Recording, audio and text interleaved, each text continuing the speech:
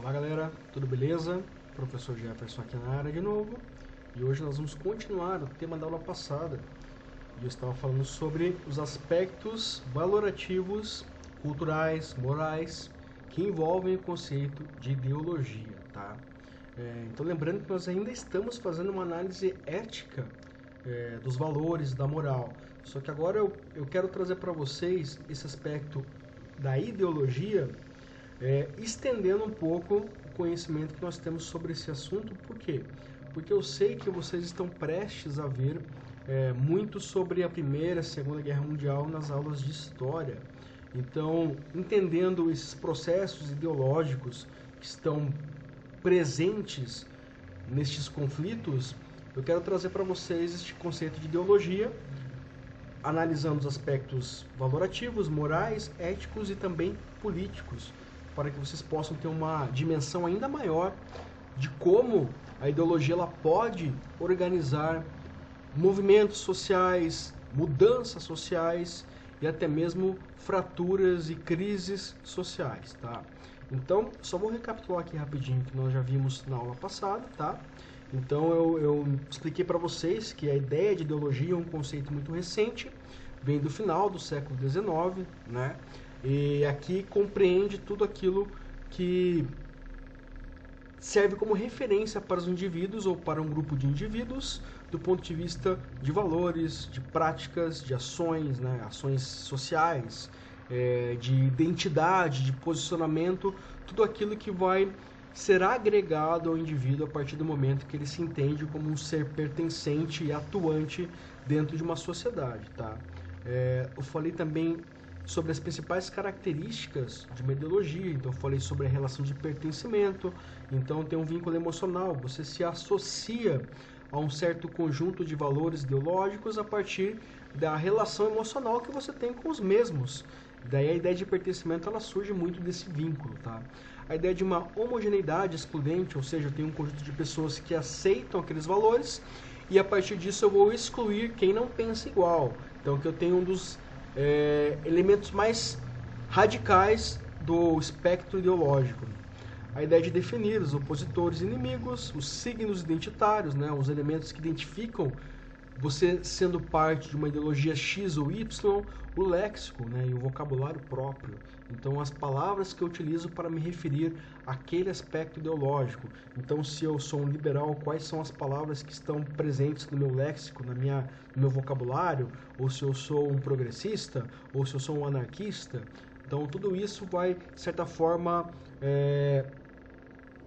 evidenciar quais são as intenções ideológicas de um indivíduo ou até mesmo de um grupo, né? A ideologia ela também sempre tem uma dimensão de uma prática política, de uma praxis política. A ideologia também usa da publicidade para propagar, né? A ideia de propaganda, propagar ideias, né? E os psicologismos, elementos emocionais que eu utilizo para me afastar de certas ideologias ou até mesmo para convencer pessoas que queiram estar presentes e comungar das mesmas ideias e valores que eu tenho, né? Então, dito isso, pessoal, eu vou agora explicar algo que eu já falei para vocês, para alguns de vocês, né, que tiveram aula comigo no passado, que são as formas de poder. E eu vou colocar isso dentro do espectro ideológico, tá? Então, acompanhem comigo aqui, né? Lembrem que eu falei para vocês que o poder ele se estende para formas de organização e administração, entendendo que a política ela não é algo dos políticos, mas sim uma habilidade de organizar recursos, de canalizar intenções, de suprir necessidades e de manter uma sociedade, tá? Então aqui, dentro disso, nós temos esses aspectos históricos para considerar como uma ideologia ela pode se fixar, se consolidar ou não se consolidar, né?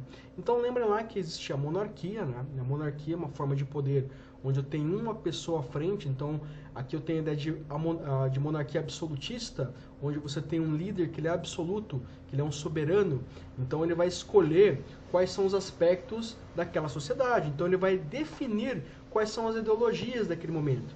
Porém, aqui, eu não posso dizer que um monarca ele tem aspectos ideológicos, porque a ideia de ideologia ela surge no século XIX, então eu estaria cometendo um anacronismo. Mas sim, um monarca ele pode ditar os valores de um grupo porque ele está à frente dessa sociedade, porque é dado esse poder divino a ele, dependendo do contexto, tá? Claro que a ideia de um monarca vai se modificar com o passar do tempo, e hoje você tem a ideia de um rei como alguém que divide o poder com outros, né? Com uma aristocracia, ou até mesmo com uma oligarquia, com um parlamento, né? A ideia de um poder moderador, um poder que ele vai compartilhar a sua capacidade, a sua extensão enquanto um ser que age por outros, né, por outrem. Então isso vai ser definido conforme os aspectos históricos. Mas sim, um monarca ele tem, teoricamente, a alcunha, a capacidade de dizer aos outros o que fazer, né? Então ele tem uma força ideológica, sim. A diarquia seriam duas pessoas que estariam no poder. Oligarquia seria um grupo com uma identidade definida. Então aqui nós já estamos um pouco mais próximos daquilo que se configuraria no início do século XX, como o fascismo, como o nazismo. É um grupo, né?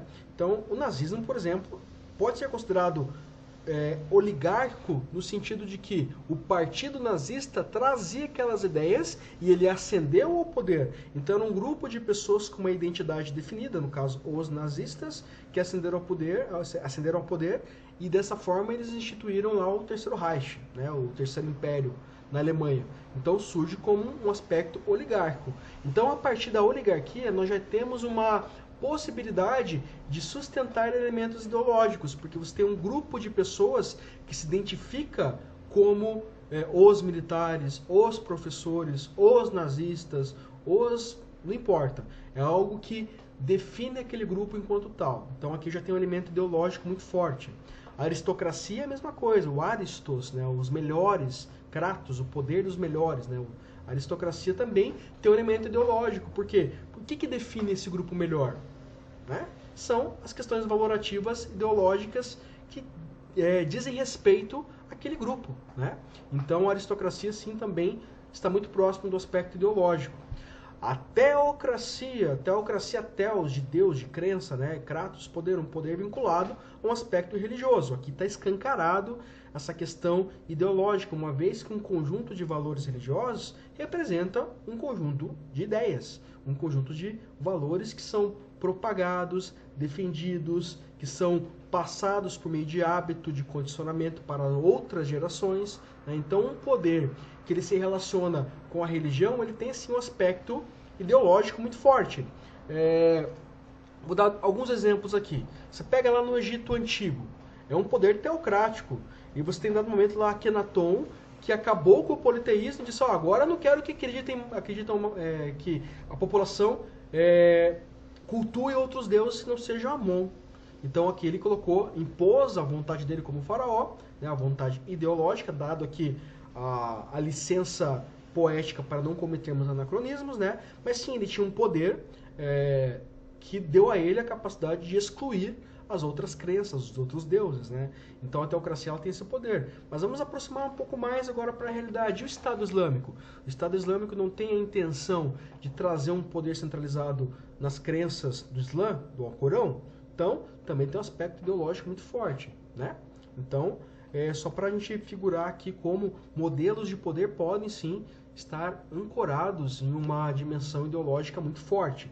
E aqui a anarquia, a negação do poder centralizado, né? O aqui como negação, também tem um aspecto ideológico muito forte. E a anarquia já surge num contexto de ideologias, de sistemas ideológicos bem segmentados. Então aqui, quando eu falo de anarquia, eu não tenho nenhum risco de cometer anacronismo. Por quê? Porque a anarquia ela surge depois do século XIX, né? Com Bakunin, que é um teórico lá da Revolução Russa, que está movido com a Revolução Russa, e ele vai entender que o poder ele não pode ser centralizado em grupos, em sovietes, né? Como era o caso da Revolução Russa, porque isso teria como desdobramento uma concentração de poder que é nociva ao ver de um anarquista. Então a anarquia não é a negação da ordem ou a negação de um status social regular. Não, a anarquia é a negação do poder centralizado antes de qualquer coisa. Ela pode ser interpretada como a ausência de um poder, a ausência de ordem? Pode. Muitas vezes ela é interpretada dessa forma, mas na sua origem, um anarquista, e a anarquia traz essa concepção ideológica de negação do poder centralizado. Por quê? Porque entende-se que o poder deve ser espalhado entre todas as esferas sociais, sem uma centralização muito distante das demandas de uma população, das demandas de uma sociedade. Ok, pessoal? Então, eu espero que tenha ficado claro essa relação entre as formas de poder e a capacidade ideológica que elas podem ter. E por que eu trouxe isso para vocês? Porque cada uma dessas formas de poder vai dar maior ou menor margem para uma ideologia. Então, você tem um grupo, uma oligarquia, é muito mais fácil eu conseguir consolidar valores ideológicos. Por quê? Porque tem um grupo que vai legitimar isso. É muito difícil para um rei, porque é um rei, Agora, se eu tenho uma oligarquia, um grupo de pessoas, é muito mais fácil espalhar esse ideário, é muito mais fácil eu pegar outros setores da sociedade, como a educação, como a mídia, e vincular a isto, tá? Então, muitas vezes, a oligarquia ela é um dos principais modelos de difusão ideológica com maior sucesso. Nós vimos isso no fascismo e no nazismo, tá? E agora no Estado Islâmico também, para pegar esse exemplo mais próximo, que tem a ideia do califado, né? De um grupo de pessoas que espalha, que propaga essas relações ideológicas vinculadas à religião. Mas eu posso ter outros modelos. Então a ideologia está muito mais hoje, no seu estágio moderno, vinculada àquilo que nós entendemos como uma oligarquia, né? Oligos, poucos. Né? Então, um grupo de pessoas que vai propagar isso. E nós vemos isso muito em polaridades políticas, né? Você tem um grupo X que defende essas características, essa bandeira, e um grupo Y oposto, antagônico, que defende outras bandeiras, e eles entram em choque, porque eles têm uma intenção que é coletiva, porém excludente. Não é simplesmente porque eu tenho uma função coletiva nessa ideologia que isso é necessariamente bom. Por quê? Porque eu posso ter um coletivo muito forte, vamos supor, de 1 milhão de pessoas contra 100, isso pode não ser considerado correto do ponto de vista ético. Não é porque eu tenho uma maioria que aceita determinadas ideias que aquilo é correto, tá? Então a gente tem que tomar cuidado com essa questão da maioria versus a minoria e também a minoria versus a maioria, né? A minoria e a maioria não significam nada do ponto de vista político, só significam um aspecto numérico, quantitativo, tá? Agora, se aquelas ideias elas são de fato necessárias, se elas respondem a uma demanda de uma sociedade mais justa, igualitária, etc., isso aí é uma outra conversa. Agora, nós não podemos nos basear pela maioria ou pela minoria para dizer se um valor ou se uma ideologia ela é de fato algo aceitável ou não. Por exemplo, eu não posso dialogar com um nazista. Não tem como dialogar com um nazista que acredita naqueles valores. Ele vai acreditar que aqueles valores só serão bons para ele e para os seus pares, para o seu grupo, né? Para aquelas pessoas que comungam daqueles valores. Tá? Então, o aspecto de poder vinculado à ideologia deve ser sempre considerado. Por quê? Porque um modelo de poder pode levar mais longe uma ideologia ou não tão longe uma ideologia. Tá? A forma como eu vou concentrar recursos, pessoas, intenções, circunstâncias, contexto político, questões econômicas, etc. Tá? Então, uma ideologia ela pode morrer na casca ou ela pode se difundir dependendo da forma de poder que vai vincular essas ideias. Se a mídia vai comprar isso ou não, se um modelo de propaganda vai ser eficaz ou não, tá? Então, a gente tem que ficar atento a estes aspectos. Por isso que o nazismo, mesmo trazendo ideias tão esdrúxulas e excludentes, teve sucesso naquele contexto. Porque um grupo comprou isso, colocou elementos de pertencimento, conseguiu canalizar o ódio e o ressentimento para outro lugar, conseguiu criar todo um conjunto, cooptou, né, um conjunto de elementos estéticos, com uniformes, bandeiras, rituais, liturgias e tudo isso, tá?